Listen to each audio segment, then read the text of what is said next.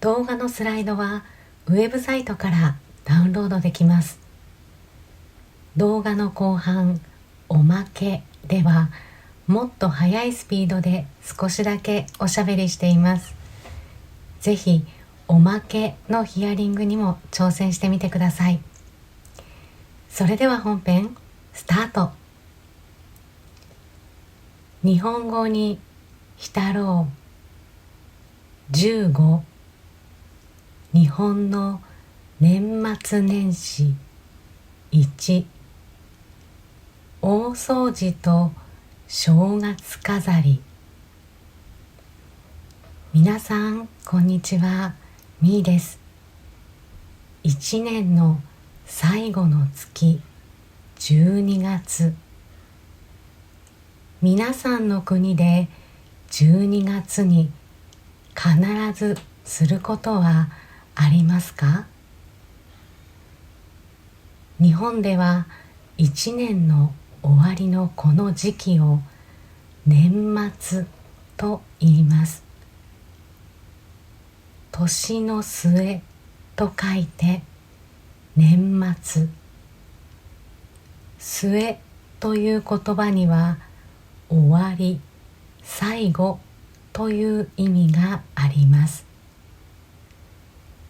今回の動画では12月の初めから年末にかけて行う大掃除と正月飾りについてご紹介します。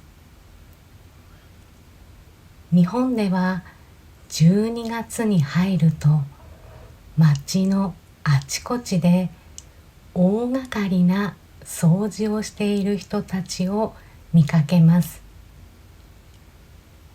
例えば家中の窓を開けて網戸も外して洗っていたり、大きな家具を家の外に出して掃除をしたり、普段の掃除ではやらない部分まで徹底的に掃除します。引っ越しでもしているのかなと思うほど大掛かりな掃除をしている人もいます。これは日本の年末の習慣、大掃除です。家全体をきれいにして気持ちよく新年を迎えるために行います。日本人の年末は大掃除でとても忙しいです。地域の公共スペースの大掃除に参加したり、勤務先の会社の大掃除にも参加します。そして自宅の大掃除も大切です。11月くらいから計画を立てて少しずつ進める人もいます。普段は動かさないような大きな家具を持ち上げたり、長い時間をかけて掃除をするので、この時期は腰痛や筋肉痛になっている人もいます。掃除用品が売っているホームセンターは掃除用品を買う人でとても混んでいます。子供から大人までみんなで力を合わせて掃除する一年を締めくくる日本の大切な行事です。大掃除は家の汚れを落とし、新年の神様を迎えるためにするものです。この大掃除が終わったら、新年の神様が家に来てくれるように自宅に目印をつけます。その目印がこのお飾りです。自宅の玄関のドアの外側につけます。これは新年の神様に、この家は新年の神様をお迎えする準備ができましたよと伝える目印の意味があります。門松という竹と松で作る正月飾りにも同じ意味があります。お正月飾りにはお飾りのほかに、家の中で神様にお供えするお餅があります。このお餅は鏡餅といって、リビングなどの家の中で人が集まる部屋に飾ります。大掃除の後に餅つきをして鏡餅を手作りする家庭もあります。この年末の時期に外を歩いていると、時折餅つきの音や掛け合いのにぎやかな声が聞こえてきます。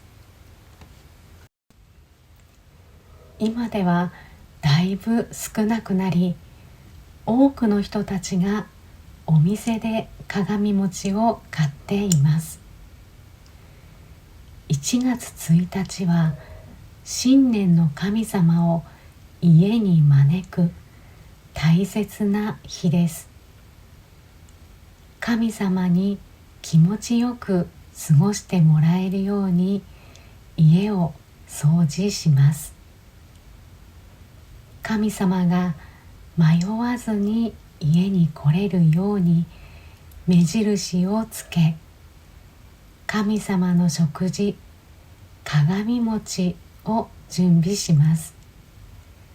これが日本の年末です。おまけ。ここからは普段のスピード、話し言葉で少しだけおしゃべりしていきます。本編とどれくらいスピードが違うかな、聞き比べてみてくださいね。今回は大掃除について紹介しました。皆さんの国には大掃除の習慣はありますか？寒いこの冬の季節に何日もかけて掃除をする。実は結構つらいです。寒い中、窓を開けて掃除したり、外で網戸を洗ったり、子供の頃はサボりたくて仕方がなかったです。でも掃除を始める前は嫌でたまらなかったのに、やりだしたら夢中になって、それを大人に褒められると嬉しくて、さらに頑張って、気がつくと冷たい水と冷たい風で手が真っ赤になっていました。そんな単純な子供でした。大人になった今は大掃除をやらなくても注意する人はいません。でもなぜかやらないと落ち着きません。年末に大掃除をしないと少し不安な気持ちになります。きっとこれは小さい頃からの習慣かもしれませんね。地域の大掃除は数時間で、勤務先の大掃除は年末の最後の出勤日に従業員全員で数時間から半日かけて掃除する会社が多いです。自宅の大掃除は家族全員で数日かけてやります。12月に入ると週末に少しずつ大掃除を進めている家をちらほら見かけるようになって、今年ももう終わりだなぁと感じます。大掃除が終わったら正月飾りを準備して正月の買い出しに行くのが我が家の楽しみです。お正月は親戚への挨拶回りに初詣と出かけることが多く、あまり自宅にはいられません。それでもお正月に家で食べたいものを家族で話し合って買い出しに行きます。お正月の時期は近所のスーパーにも普段は売っていないような高級食材が並びます。普段売られているものまでびっくりするほど高い値段になっていることもあります。それでもこの時期はついつい財布の紐が緩んでしまいます。今年は何を食べようか、何を作ろうか、今から楽しみです。それでは今回はこの辺で、次回はこの時期の特別な挨拶についてご紹介します。年末の忙しい時期だと思いますが、ぜひ楽しみにしていてくださいね。そして最後に皆さんにまた報告です。なんとこのチャンネルの登録者数が1000人を超えました。このチャンネルは私も何かしてみたい、何ができるのか、何がしたいのか、自分で考えて勇気を出して行動して始めました。